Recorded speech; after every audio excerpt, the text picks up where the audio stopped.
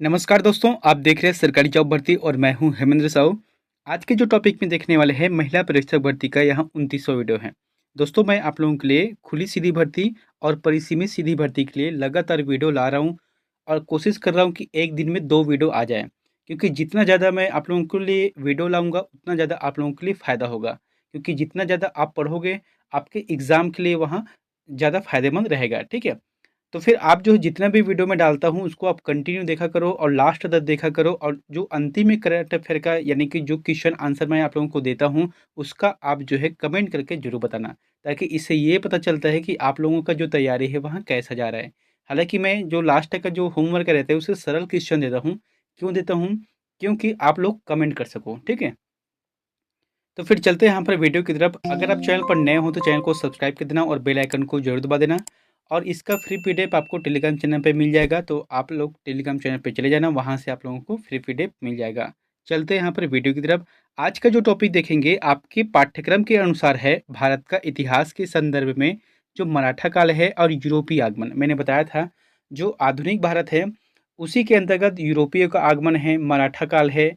तो ये जो टॉपिक है महत्वपूर्ण है, इसमें से प्रश्न पूछे जाते हैं। मैं लगातार जो है आपके सिलेबस के हिसाब से कभी हिंदी का है, कभी छत्तीसगढ़ का व्याकरण है या छत्तीसगढ़ का जीएस है या इंडियन जीएस है या बाल विकास से संबंधित जो भी टॉपिक है वो सभी ला रहा हूँ।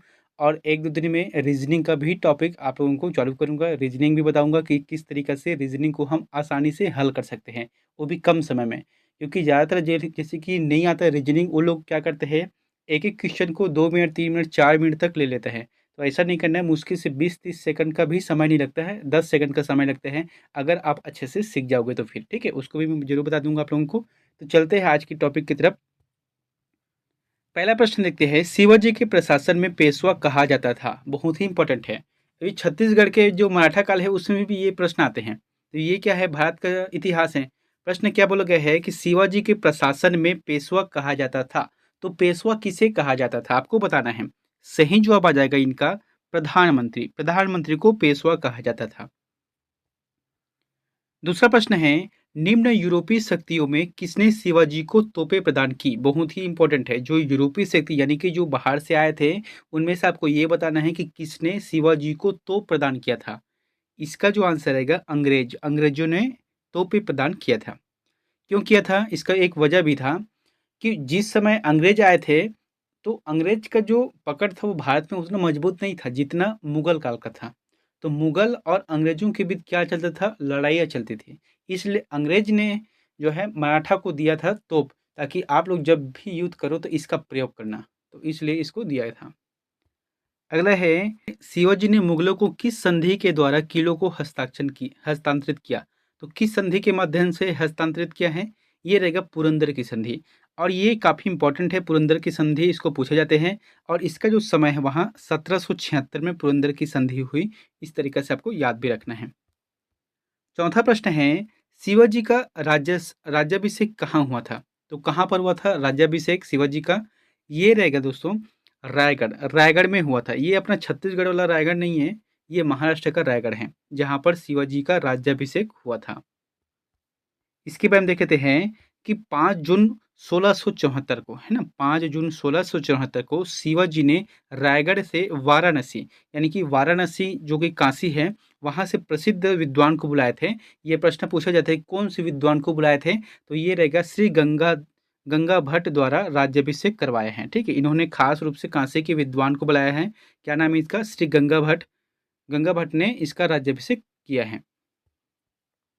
अगला है, सरंजामी प्रथा किससे संबंधित है? तो किससे संबंधित है सरंजामी प्रथा?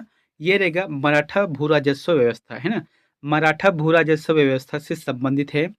अगला है, औरंगजेब की मृत्यु के समय मराठा नेतृत्व किसके हाथ में था? तो किसके हाथ में था औरंगजेब की मृत्यु के समय? ये रहेगा ताराबाई। ताराबाई के हाथ में था। अब देखो यहाँ पर मैं कुछ इंपॉर्टेंट चीज़ बता रहा हूँ, आपको देखना है। औरंगजेब का जब मृत्यु हुआ उस समय कितना था, समय क्या चल रहा था? 1707 चल रहा था, ठीक है? 1707। तो इस समय जो औरंगजेब जीवित था उस समय राजा राम का शासन था, ठीक है? तो राजा राम का मृत्यु के बाद उसकी जो विधवा पत्नी है, क्या नाम है, ताराबाई ने अपने 4 वर्षीय पुत्र शिवाजी द्वितीय को शासन राज्याभिषेक कराया। और उसके मेन रूप से मराठा साम्राज्य की वास्तविक संरक्षिका बन गए। यानी कि शिवाजी द्वितीय को तो राजा बना दिया, लेकिन अब 4 साल के बालक थोड़ी राज कर सकते हैं, तो उनके संरक्षण में, किनके संरक्षण में, ताराबाई के संरक्षण में कार्य किया। इसलिए कह सकते हैं कि जिस समय औरंगजेब का मृत्यु हुआ, उस समय मराठा सेना का या मराठा साम्राज्य का नेतृत्व किसके हाथ में था? ताराबाई के हाथ में था। अगला है, शिवाजी का जन्म कब हुआ तथा कब उन्होंने छत्रपति की उपाधि धारण की? ये इंपॉर्टेंट है। तो ये रहेगा 1627। 1627 में इनका जन्म हुआ है और 1674 में इन्होंने छत्रपति की उपाधि धारण की। इसलिए कहा जाता है कि छत्रपति शिवाजी महाराज। और इनका जन्म कब है पूरे से? इसका जो जन्म है वहाँ 6 अप्रैल 1627 में शिवनेर, जो कि दुर्ग में हुआ है। शिवनेर दुर्ग में हुआ है। अगला है, शिवाजी की मृत्यु के पश्चात उत्तराधिकारी के लिए किनके बीच लड़ाई हुई? तो किनके बीच लड़ाई हुई? तो आपको बताना है, ये रहेगा राजाराम और संभाजी। राजाराम और संभाजी के मध्य हुआ, क्योंकि 1680 में जो है शिवाजी का मृत्यु हो गया था। ठीक है, उसके बाद जो है राजाराम और संभाजी के मध्य लड़ाई हुई उत्तराधिकारी के लिए। अगला है, पेशवाई को कब समाप्त किया गया? पेशवाई को कब समाप्त किया? सॉरी, यहाँ पर जो है पेशवाई है। ठीक है, पेशवाई है। आपको बताना है पेशवाई को कब समाप्त किया है? 1818। 1818 में पेशवाई को समाप्त कर दिया है। अब ये पेशवा होता क्या था? तो पेशवा जो है राज्य का प्रशासन एवं अर्थव्यवस्था की देखरेख करने वाला होता था। ठीक है, इसे जो कि तृतीय आंग्ल मराठा युद्ध, जो कि 1817 से 1819 के मध्य चला है, इस युद्ध के बाद मराठा शक्ति और पेशवा की वंशानुगत पद को समाप्त कर दिया गया। अगला है, वह यूरोपीय कौन था? देखो यहाँ पर जो थोड़ा सुधार लेना, पुर्तगाली नहीं रहेगा, ये रहेगा यूरोपी रहेगा। ठीक है, यूरोपी। तो क्या बोला गया है कि वह यूरोपीय कौन था जिसने गोवा पर अधिकार किया था? ये रहेगा पुर्तगाली। पुर्तगाली इसका आंसर रहेगा। शुरू से अंतिम तक जो है आपको देखने को मिलेगा गोवा का जो अधिकार है वहाँ पुर्तगालियों के पास था। अगला है, भारत में ईस्ट इंडिया कंपनी का पहला गवर्नर जनरल कौन था? इंपॉर्टेंट क्या चीज़ है उस चीज़ को समझना। ईस्ट इंडिया कंपनी का पहला गवर्नर जनरल बोलता तो फिर अलग था, लेकिन यहाँ पर क्या बोला गया है? भारत का। तो भारत में ईस्ट इंडिया कंपनी का प्रथम गवर्नर जनरल था वारेंग हेस्टिंग था। वारेंग हेस्टिंग का जो समय चला है वहाँ 1774 से 85 तक चला है। ठीक है, अगर प्रश्न उठता है कि भारत का पहला governor general Lord William Bentinck हुआ है, ऐसा पूछता तो फिर लॉर्ड विलियम बेंटिक आता, जो कि 1828 से 1836 के मध्य चला है। अगला है, गोवा, दमन और दीव का उपनिवेशीकरण मूलतः किया गया था। तो किनके द्वारा किया गया था? पुर्तगालियों के द्वारा। पुर्तगालियों के द्वारा किया गया था, जो कि मैंने पहले बताया था शुरू से अंतिम तक पुर्तगालियों ने किया था गोवा का। फिर उसके बाद जाके देश जब आज़ाद हुआ तो फिर 1961 में, ठीक है, 1961 में इसे छुड़वा लिया गया और भारत का एक अभिन्न अंग इसे बनाया गया गोवा को। हालांकि दमन और दीव क्या है? ये यूटी है, यूनियन टेरिटरी। अगला है, भारत तक समुद्री मार्ग की खोज की गई थी। तो भारत तक जो समुद्री मार्ग की खोज है वहाँ किसने किया था? इसका जो आंसर क्या रहेगा? वहाँ पुर्तगालियों द्वारा किया गया था। कभी कभी हम लोग थोड़ा सा गलत पढ़ते हैं और शुरू से ऐसी थोड़ा मानसिकता बन गया था। क्या बोलते थे पहले कि भारत की खोज किसने किया था? तो भारत की खोज जो है वास्को डी गामा ने किया था, लेकिन भारत की खोज नहीं किया है। भारत तो अपने जगह से हजारों साल से विद्यमान है, भारत की खोज नहीं किया है। बस इन्होंने क्या किया है, पुर्तगाल से भारत के जो बीच है, इनके बीच में जो समुद्र मार्ग है, इनकी खोज किया था। और वो भी खोज भी नहीं किया था, उसके साथ बैठकर भारत के एक व्यापारी आया था। अब इसका मतलब क्या हुआ कि भारत का व्यापारी पुर्तगाल में पहले से ही पहुंच गया था, अब वो तो उसके साथ बैठ कर आया था। तो इसका जो आंसर रहेगा पुर्तगालियों द्वारा रहेगा। ठीक है, यहाँ पर देखे थे 17 मई 1498 में वास्को डी गामा ने भारत के पश्चिमी तट पर स्थित कालीकट बंदरगाह पहुंचकर एक नए समुद्री मार्ग की खोज की। अगला है, ब्रिटिशों ने भारत में सूरत में पहली अपनी फैक्ट्री स्थापित करने की अनुमति निम्न में से किससे प्राप्त की थी? तो किससे प्राप्त की थी पहली बार अपनी फैक्ट्री स्थापित करने के लिए सूरत में? ये रहेगा जहांगीर से। जहांगीर से किया था। यहाँ पर देखते हैं कि 1612 में पश्चिमी तट सूरत में फैक्ट्री खोली, जो कि किसने? जहांगीर के शासनकाल में खुला था। अब इन लोगों को ये नहीं पता था कि यही अंग्रेज एक दिन इनके नाक में दम रख कर देगा।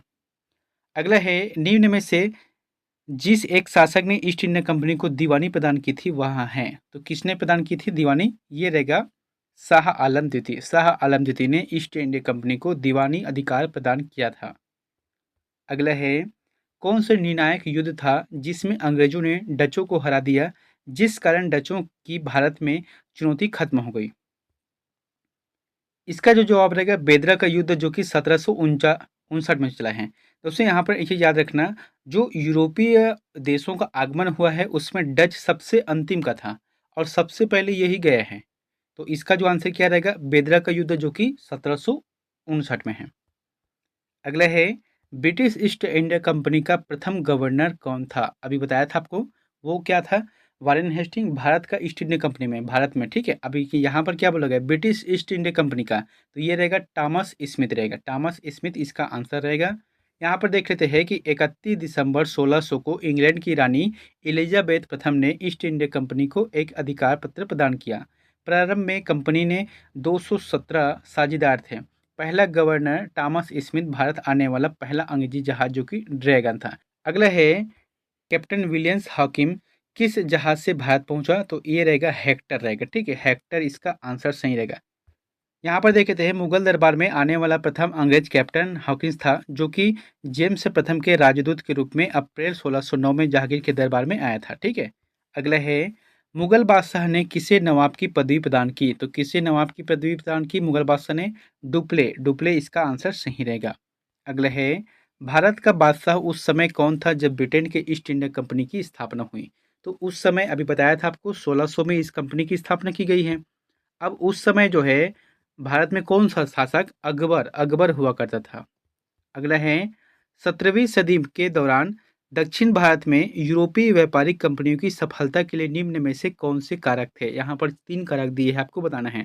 पहला है, दक्षिण में मुगल उत्तर की अपेक्षा कम थे। दूसरा है, विजयनगर राज्य जो कि 16वीं सदी के अंत में उखाड़ फेंका गया। और तीसरा है, दक्षिण में अनेक छोटे और कमजोर राज्य थे। तो इसका जो आंसर रहेगा, ये तीनों सही है, जिसकी वजह से यूरोपीय व्यापारिक कंपनियों ने अपनी सफलता किया था। अगला है, 15 अगस्त 1947 के बाद भी भारत का कौन सा भाग पुर्तगाल के अधीन बना रहा? मैंने बताया था आपको, ये रहेगा जो कि 1961 में भारत का अभिन्न अंग बना। अगला है, वांडी वास्का युद्ध में यहाँ पर क्या बोला गया है, किन के मध्य हुआ है या किसने हराया है? तो सबसे पहले यह है कि वांडी वास्का युद्ध कब हुआ है, 1760 में हुआ है। और इसका जो आंसर रहेगा, ब्रिटिश ने फ्रेंच को हराया था। किसने? वाडिंगवास के युद्ध में ब्रिटिश ने फ्रेंच को हराया, ये इसका आंसर रहेगा। और जो है अंग्रेजों का नेतृत्व किसने किया है? सर आयरकुट। ये प्रश्न आते हैं कि वाडिंगवास के युद्ध में ब्रिटिशों का नेतृत्व किसने किया? तो सर आयरकुट ने किया। अगला है, किस मुगल बादशाह ने अंग्रेजों से 1.5 लाख रुपए मुआवजा के तौर पर वसूल किया? तो 1.5 लाख रुपए मुआवजा के तौर पे किस मुगल बादशाह ने अंग्रेजों से वसूल किया है? ये रहेगा औरंगजेब रहेगा, ठीक है, औरंगजेब ने किया है। अगला है, भारत में फ्रांसीसियों ने अपना पहला कारखाना निम्न में से किस स्थान पर लगाया? तो किस स्थान पर लगाया? ये रहेगा सूरत रहेगा, ठीक है, सूरत इसका जवाब सही रहेगा। दोस्तों जितना भी बता रहा हूँ ना, प्रश्न काफ़ी इंपॉर्टेंट है। अब ऐसा मत समझना कि ये सिर्फ है महिला परीक्षा के लिए। आपको आपके आगामी जो एग्ज़ाम रहेगा, जैसे कि आगामी और कौन कौन से एग्ज़ाम हो सकते हैं, एडीओ का आएगा, एडीओ के बाद जो है पटवारी का आएगा, आर्मी भर्ती है और मंत्रालयीन भर्ती है। उसके बाद तो नवंबर में दिख ही रहा है क्या, सीजीपीएससी का आता ही हो तो फाइनल है, ठीक है। तो ये सभी एग्जाम में आपके लिए काम आएगा, इसलिए जो है ऐसा पढ़ो कि आपको 1 से 2 बार पढ़ने पर ये हमेशा के लिए आपका याद हो जाए। अगला है, किसे जहांगीर ने खान की उपाधि से सम्मानित किया? ये काफ़ी इंपॉर्टेंट है, आप इसे स्टार मार्क का जोड़ लगा रहे हैं, ठीक है। किसे जहांगीर ने खान की उपाधि प्रदान किया? ये रहेगा हॉकिंस रहेगा, ठीक है। हॉकिंस जो पहली बार आया था जहांगीर के दरबार में, तो इन्होंने इसे खान की उपाधि प्रदान कर दी। अगला है, ब्रिटिश के साथ बेसिन की संधि निम्न पेशवाओं में से किसने की थी? तो किसने किया था बेसिन की संधि? ये रहेगा बालाजी विश्वनाथ ने किया था, बालाजी विश्वनाथ ने किया था। और कब किया है? 1802 में किया है। अगला है, अल्बुकर्क ने गोवा को 1510 में किससे छीना था? तो किससे छीना था? इसका जो जवाब रहेगा बीजापुर के सुल्तान से, बीजापुर के सुल्तान से अल्बुकर्क ने गोवा को छीना था, ठीक है। अब ये बीजापुर अपना छत्तीसगढ़ वाला बीजापुर नहीं है, ये जो है गोवा का बीजापुर है, ठीक है। जहाँ के शासक कौन हुए थे? यूसुफ आदिल शाह, यूसुफ आदिल शाह हुए थे, जिनसे जो है अल्बुकर्क ने गोवा को छीना था। अगला है, मराठा राज्य का दूसरा संस्थापक किसे कहा जाता है? बहुत ही इंपॉर्टेंट है, ये रहेगा बालाजी विश्वनाथ, बालाजी विश्वनाथ इसका आंसर रहेगा। अगला है अष्टप्रधान मंत्री परिषद की शासक के शासनकाल में थी। तो अष्टप्रधान किसके शासनकाल का था? मराठा शासक का। ठीक है, तो ये रहेगा शिवाजी, शिवाजी के पास था अष्टप्रधान मंत्री परिषद। अगला है दोस्तों, ये प्रश्न आप लोगों के लिए होमवर्क है, तो इसका आंसर में प्लीज़ कमेंट बॉक्स पर जाकर जरूर बताएं। बहुत ही प्यारा सा प्रश्न है कि शिवाजी के राजनीतिक गुरु एवं संरक्षक कौन थे? आपको बताना है कि शिवाजी के संरक्षक और राजनीतिक गुरु कौन थे। ऑप्शन क्या है? दादाजी कोंडदेव है, दूसरा जीजाबाई है, तीसरा है शाहजी भोसले है और चौथा है नानक शाह है। इन चारों में से जो भी ऑप्शन आपको सही लगता है तो प्लीज़ हमें कमेंट बॉक्स पर जाकर जरूर कमेंट कर देना। मिलते हैं नेक्स्ट वीडियो में एक नई जानकारी के साथ। Thank you.